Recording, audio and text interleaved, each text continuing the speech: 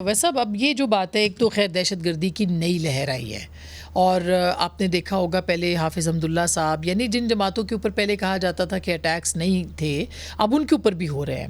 اور پھر آپ دیکھیں کہ یہ لہر بلوچستان میں ہے، یہ خیبر پختونخوا میں ہے. یہ پھیلتے ہوئے دیر نہیں لگتی، اللہ نہ کرے ایسا ہو، لیکن یہ خدشات ہیں جس کی بنیاد پہ انتخابات جو ہیں وہ ان کا انعقاد ناممکن ہو یا ممکن نہ ہو وقت پر. دیکھیں، یہ میرے خیال میں انتخابات سے زیادہ ہمارے معاشرے اور ہمارے جو ریاست ہے اس کی بنیادوں کو ہلا کے رکھا ہوا ہے اس نے. ٹی ٹی پی جو ہے وہ ایک سرد کا درد بنا ہوا ہے، خون بہا انہوں نے کیا ہوا ہے. پہلی دفعہ دسیوں ہزار لوگ خیبر پختونخوا کے اندر ان کے خلاف آئے ہیں جب بات چیت کا سلسلہ جاری رہا تھا.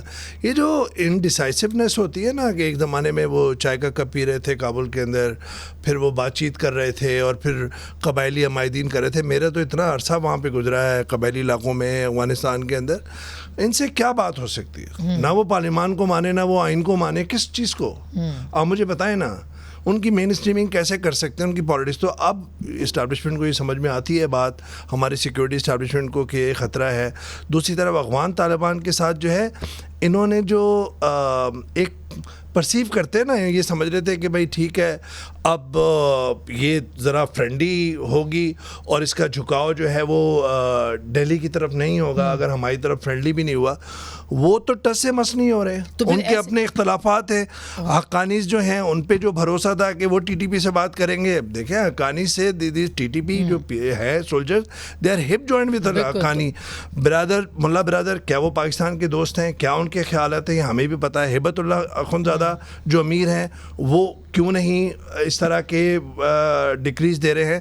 تو وی آر اسٹک.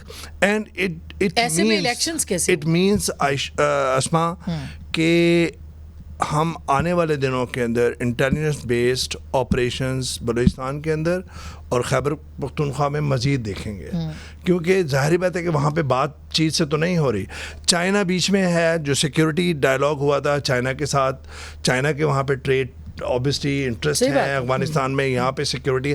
ہمارے سارا سی پیک کا جو مسئلہ ہے پاکستان کا، وہ رکا ہوا ہے. میں کہہ رہا ہوں کہ یہ ظاہری بات ہے اس کا امپیکٹ آئے گا. اس کے ہم نے ماضی میں دیکھا اے این پی اور پاکستان پیپلز پارٹی کے جو لیڈران تھے انہوں نے کیسی جانیں گنوائی ہیں. خود یہاں سے ہوا. لیکن میں اسما، اگر میں یہ جو اس وقت سیٹ اپ ہے نا، دیکھیں یہ جو نگراں سیٹ اپ ہے نا، پوری دنیا کے اندر اس کی کریڈیبلٹی نہیں ہوتی. یہ نگراں سیٹ اپ لمبا نہیں چل سکتا.